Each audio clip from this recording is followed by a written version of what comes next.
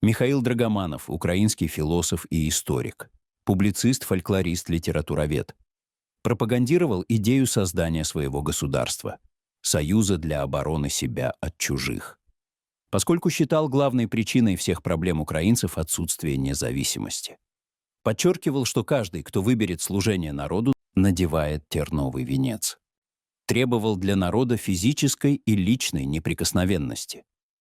Написал более 2000 произведений. Имел кучу псевдонимов. Украинец, Кирилл Василенко, Волынец, Толмачев, Галицкий, Гордиенко, Петрик, Чудак. Отвергал любое насилие, категорически не воспринимал революций. Популяризировал украинский гуманизм. Первые шаги любви. Михаил понравился сразу. Парень был среднего роста, с широкими плечами и крепкими ногами, правда, немного коротковатыми для его тела. Брови росли густо, под углом, темно-каштановые волосы падали на лоб, а он их упорно закидывал наверх. Губы скрывала борода, которую никогда не брил. Девушка только что сыграла Катерину в спектакле Островского «Гроза» и чувствовала себя уставшей, потому что 2 часа подряд горячо любила. Признавалась в измене, топилась в Волге. Драгоманов не мог от актрисы отвести глаз. Неужели это та Людмила, с которой играли в детстве? Ее мать была крестной его родной сестры Алены Пчилки, так что семьи связывало кумовство. Пока он получал знания в университете имени Владимира Великого, соседка незаметно выросла и повзрослела. Окончила пансион благородных девиц госпожи Нельговской, овладела игрой на фортепиано, натренировала дикцию. Превратилась в темноглазую красавицу с сияющей фарфоровой кожей. В тот вечер молодые люди обменялись лишь заинтересованными взглядами. Впоследствии стали видеться чаще. Студент любил много ходить. Девушка от быстрой ходьбы уставала, а еще избегала смотреть юноше в глаза, потому что те нестерпимо синели и транслировали магический блеск. Как зачарованная, следила за жестами и бороздами на лбу, за тем, как размахивает небольшими ладонями, за их дрожанием, вдруг нервничает или сердится. Михаил имел феноменальную память, знал 5 языков, но больше всего уважал французский. Хвалил его за ясность, краткость, отсутствие рывков и тумана. С особым трепетом вспоминал, как встречал под Киевом гроб Тараса Шевченко и скорбил на прощальном ужине хирурга Николая Пирогова. Вскоре влюбленные обвенчались. В церкви святых апостолов Петра и Павла певчие вдохновенно выводили «Подай, Господи». На улице стоял август, пахло флоксами и ромашкой. Дозревали летние яблоки и груши. По бокалам разливалось счастье. Молодожены сняли несколько комнат в доме Войцеховского, что на Жандармской. Обустроились просто. Полочки с книгами, стол для письма, старенький шкаф для одежды и несколько стульев. Нехитрые кухонные принадлежности, сковородка, дешевые тарелки, подаренный на свадьбу чайный сервиз. Узковатая кровать как для 2. Денег, конечно, не хватало, потому что Михаил после смерти отца содержал еще брата и сестру, но все сглаживала взаимная любовь. Людмила обожала наблюдать, как муж работает, как часами просиживает за столом, в попыхах читает одну книгу за другой, а потом быстро что-то записывает. В такие минуты он напоминал бюст Юпитера, который хранился в Ватикане. Время от времени оставлял перо и пытался растолковать свои идеи.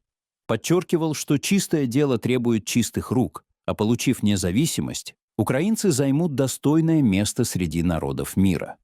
Рассказывал о казаках и отрицал, что те были разбойниками. Поддерживал украинское движение и украинский гуманизм. Объяснял, что его фамилия происходит от слова «драгоман», которое означает переводчик-толкователь. Людмила внимательно слушала, в основном помалкивала. Разделяла взгляды и помыслы избранника, но постоянно прислушивалась к себе. Женщина носила ребенка. Лида родилась в октябре, через год после свадьбы. Муж радовался отцовству и активно искал дополнительный доход. Вместе с женой посещал субботнее собрание общества «Стара Громада», где вступал в жаркие дебаты, потому что был неординарным историком и имел собственную концепцию. Из глаз в такие моменты сыпались искры, и от него нельзя было отвести взгляд. Людмила тоже не отставала. Организовала первый приют для детей рабочих, преподавала в воскресных школах, переводила работы мужа для российских издательств и журналов, ведь каждый должен знать историческое прошлое Украины. Вскоре университет отправил Михаила Драгоманова в европейскую командировку. Ученый работал в архивах Берлина, Праги, Вены, Цюриха, Флоренции. Людмила вела дом, ухаживала за шестилетней Лидой, поддерживала своего философа в любом деле. На чужбине прожили 3 года. Год в Германии, 2 в Италии. По возвращении на родину ребенок разговаривал на украинском, русском, немецком, французском, немного на итальянском. А Михаил обогатился европейским опытом.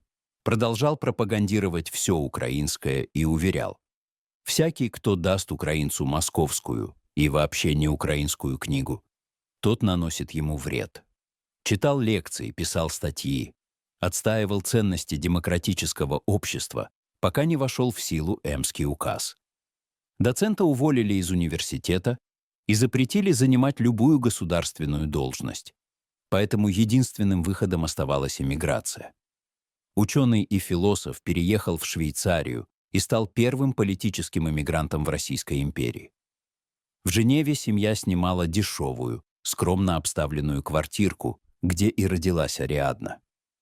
Михаил основал свободную украинскую типографию, издал без цензуры 112 книг и брошюр, из них 37 на украинском. Занимался исследовательской деятельностью, одевался просто. Дома носил вышитую рубашку и вязаный жилет с рукавами. На улицу накрахмаленный воротничок, галстук, широкий серый костюм. От жары прятал затылок под брылем. Кланялся непременно широко, низко. Руку пожимал энергично, доброжелательно. На литературном конгрессе в Париже выступил с докладом «Литература українська проскрибована урядом російським». В нем рассказал об Эмском указе и запрете переводить на родной язык даже священное писание. Помогал эмигрантам, одалживал деньги и не напоминал их возвращать. Переписывался с племянницей Ларисой, в будущем Лесей-Украинкой. Девочка была еще маленькой, поэтому писала обо всем подряд. Что отменили гимнастику, баба купила стакан. В землю закопали ужиные яйца, чтобы те быстрее вылупились. Позже общение стало интеллектуальным обменом. Дядя советовал книги к прочтению, помогал с переводами, что-то растолковывал, что-то, наоборот, обесценивал. Просил собирать народные песни, поверья, одним словом, фольклор. Племянница старательно выполняла поручения. Дома заправляла Людмила. Стирала одежду, радовала детей, готовила ежедневно свежий суп с мясом и зеленью. Была экономной и умелой хозяйкой. Жили на деньги от статей Михаила и ее крохотного имения. Принимали гостей, и женщина радостно приветствовала всех, несмотря на бледность и частые недомогания. Постоянно расспрашивала о Киеве, и было заметно, что искренне скучает по городу. Носила 3-го ребенка. Сыну отец дал настоящее славянское имя — Светозар, потому что Борисы и Владимиры уже надоели. Малыш стал поздним ребенком. Матери исполнилось 42 года, отцу — 43. Детей в семье обожали. Михаил преподавал дочерям историю, рассказывал о гетманстве и казацких временах. Исповедовал английское женское воспитание, приучал старшую Лиду к независимости, к самостоятельным путешествиям, посещению почты и банка. Осуждал подлость, сплетничество, неискренность. Однажды признался в собственном грехе, потому что в детстве ради забавы колол булавкой крепостных девушек, а те молчали, не жаловались. Теперь ему за это очень стыдно и переполняет раскаяние. Иногда Лида пыталась поступить противоречиво, поэтому не уставал повторять: «Ты свободна в своих действиях, но то, что планируешь сделать, буду расценивать как подлость». Именно Лиде Николай Лысенко посвятил романс «Садок вишневий коло хати» на стихи Шевченко. А когда она родила сына и приходила в себя после тяжелых родов, Нянькой для внука стал родной отец. Постепенно семья оказалась в изоляции и большой нужде. Со старой громадой у Михаила разошлись взгляды, и она прекратила финансирование. Друзья и соратники мигом отвернулись. С работой стало плохо. Людмила часто болела, и муж взял на себя все, даже обязанности гувернантки. От голодной смерти спасла Болгария. Драгоманова пригласили преподавать историю в Софийском университете. Вот он и поехал. Не взял с собой ни бумаги, ни конспекты, ни книги. Со временем сообщил, что всем доволен. Студенты внимательные, болгары, народ интересный. Правда, здесь много Азии, но это пройдет. Лекции хвалят, читал их на болгарском. Финансовые дела идут в гору, так что пакуйте чемоданы. Семья воссоединилась. Михаил снова много преподавал, печатал, переписывался, писал золотым пером с платиновым наконечником, которое подарила мать. Но находил время и на общение с детьми. Поощрял к пешим прогулкам в сторону гор, рассказывал, как в Украине садится солнце, какие в ней лунные и звездные ночи. Пел украинские песни. Детей воспитывал в духе демократии. Они могли свободно выражать собственные мысли. Им, отродясь, не запрещалось шуметь, потому что воспринимал детскую энергию как полезный шум, который помогает думать и рассуждать. Обменивался письмами с племянницей Лесей. Та во всем считала дядю авторитетом и обращалась к нему. «Люба дядино, последние 3 года омрачила болезнь. Аневризма аорты. У ученого появились одышка и покашливание. Голос стал хриплым. Звучал нечисто. Направляясь в университет, жаловался. Мне хоть бы как-то пропищать лекцию. Болгарское правительство ученого уважало, предложило принять гражданство. Профессор выслушал, поблагодарил и заплакал, потому что больше всего хотел вернуться домой. К земле, Днепру, плакучим ивам. В тот день после обеда мужчина встал с кресла и внезапно упал лицом вниз. Жена бросилась к любимому, но тот уже потерял сознание. Врач пришел, осмотрел, зафиксировал смерть. Вот и все. Жизнь семьи моментально дала трещину. Сначала наступило отупение, за ним горькая скорбь. Покойному было всего 54 года. Хоронили по протестантскому обряду. С неба лил обильный летний дождь. Студенты почтительно несли позолоченный оловянный гроб, хотя дождь быстро переродился в ливень. По брусчатке ударил град, но, несмотря на непогоду, ученики ни на минуту не положили гроб на катафалк. После к земляному холмику приставили 25 венков. Леся украинка до последнего хранила комочек земли с могилы дяди. Людмила до конца жизни так и не оправилась. Больше не села за фортепиано, не прошлась пальцами по белым и черным клавишам, вместо этого спасалась рисованием.